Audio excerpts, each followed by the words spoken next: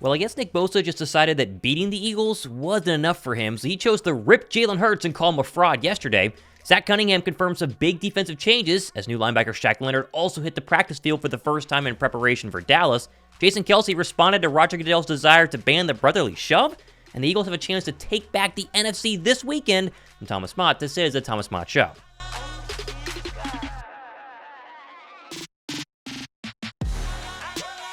Is anyone else as tired as I am about all the talk this week from the national media about how much better the Cowboys are and how bad the Eagles apparently are after losing 2 games, and how the Eagles have lost 5 straight to the Dallas Cowboys in Jerry World? It's crazy it's been that long since we actually won a game against the Dallas Cowboys in the Cowboys' home stadium. Man, I think back to this guy after the 37-10 drubbing by Dallas in 2019. I'm hurt. I love my Eagles. Let's go birds fly, Eagles fly. Well, the Eagles were back at practice yesterday, getting ready to hopefully take back the NFC East, prove the national media doubters wrong, and hopefully beat the Cowboys on the road in Jerry World. And look who was there! Newly signed linebacker Shaq Leonard getting warmed up, rocking the number 50, trying to get up to speed in what's a very short notice this week. Shaq looks good. I mean, it's just practice footage. We can't really deduce too much from this. It's going to matter more on the actual field on Sunday night against the Cowboys. But he looks the part, the size, the speed, the strength. Gosh, I hope he works out for Philadelphia. Now, next to Leonard, we should see a lot of Cunningham on Sunday night, coming off of his hamstring injury, and he told the media that they've been putting Leonard through a crash course to get him up to speed as quickly as possible. I think he's a great player. He's been quick on learning the defense. He should be able to get acclimated to it really quickly. How much you guys helping him? A lot.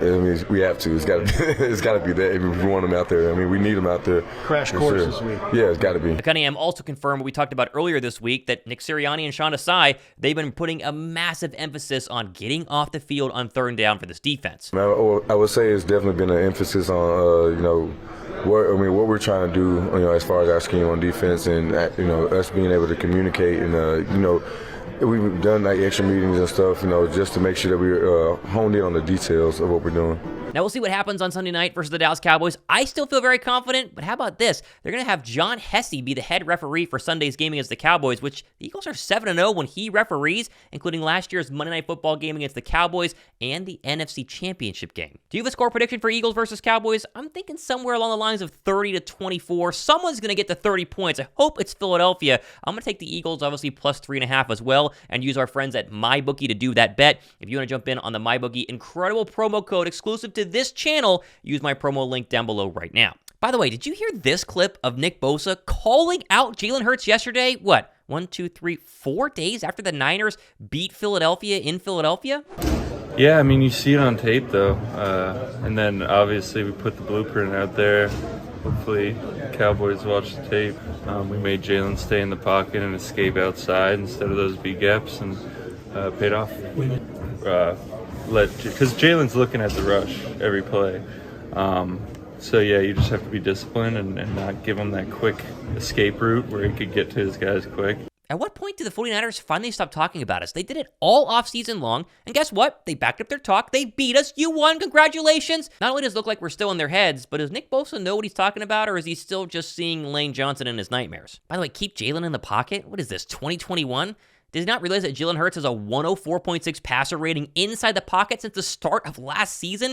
And among quarterbacks with 500-plus passing attempts, he's second in the NFL, only to Tua this year? I don't have to argue this, but Jalen's pocket passing has been the reason Philadelphia is 10-2. They've not been able to run the football hardly at all, and his knee is apparently bothering him enough where he does not scrambling as much as he did back in 2022. The only reason the Eagles have been able to climb out of these big-time halftime deficits against really good teams has been the fact that Jalen Hurts can stand in the pocket and pick you apart with A.J. Brown and Devontae Smith. Come on, Nick, just take your win. Move along. We'll see you in the NFC Championship game. Oh, and by the way, for the David Carrs of the world who also think that Jalen is too banged up to start, just listen to James Palmer on the NFL Network the other day. But have problems. They have plenty of problems on the offensive side of the football, including being, last in the NFL in pre-snap motion at just 9.6%, compared, of course, to the Colts and Shane Steichen, who almost double that amount. We really miss you, King. Jalen Hurts has been anything but an actual issue, and if he beats Dak in Dallas this week, he'll vault right back into the MVP conversation, which he obviously should never have left after just one loss. Oh, and by the way, with Dallas Goedert finally being back against Dallas, expect the Birds' passing attack to be even better, as just look at A.J. Brown's numbers when Goedert is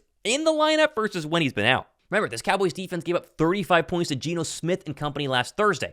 I think Philadelphia has a really good chance to go in there and upset the Dallas Cowboys. And can we get 2,000 likes for everyone who's watching this who thinks Hurts will have a big bounce-back performance like he did when they lost to the Jets, and then he played great against the Miami Dolphins this Sunday night versus the Dallas Cowboys? Now, the other person in the news has been Jason Kelce the past couple of days, first of which telling Roger Goodell on his New Heights podcast that Kelce doesn't care if you ban the brotherly shove at all. Do you fully expect it to be banned next season at this point? Are you just sick of the debate? Listen, ban it. I really, at this point, I don't care. I'm over the discussion about it. To be fair, it would just be banning like the push in the back. Everybody would still be able to run the QB sneak, I think. Well, that's where I'm kind of like, whatever. We were really good at running quarterback sneak before we did the push. I don't think that it's a necessary part for it. It certainly helps. There's no question about it. I don't have the energy to care about whether it gets banned or not. We're going to run it right now because we're good at it and it's effective. And whatever they do next season, we'll figure out a way to do something at a high level and make it effective. I don't know. I mean, if it's for a health reason, I don't think a lot of guys get injured on it. So I don't think that's a good reason. If it's for an unfair advantage, we've already seen other teams do it at not as good of a